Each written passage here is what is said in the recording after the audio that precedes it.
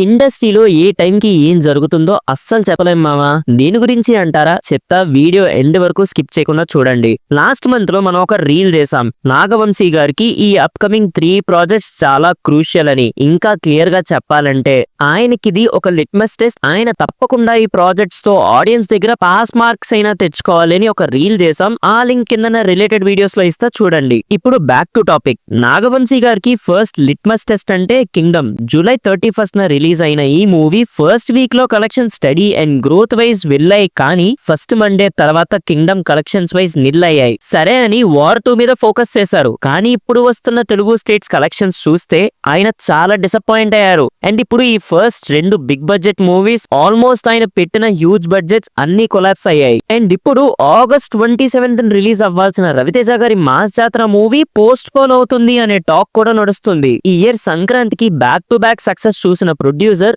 ఇప్పుడు 2 పెద్ద ఇన్వెస్ట్మెంట్స్ పెట్టి చాలా పెద్ద రిస్క్ చేశారనే చెప్పాలి. మరి దీని మీద మీ ఒపీనియన్ ఏంటో కామెంట్స్ లో చెప్పండి. మరి నాగవంశీ గారు ఎక్కడ తప్పు చేసి ఉండొచ్చు అనే టాపిక్ మీద మీకు ఒక ఫుల్ లెంత్ వీడియో కావాలి అంటే ఈ వీడియోకి ఒక 3K లైక్స్ టార్గెట్ గా ఇస్తున్నాం, కంప్లీట్ చేయండి.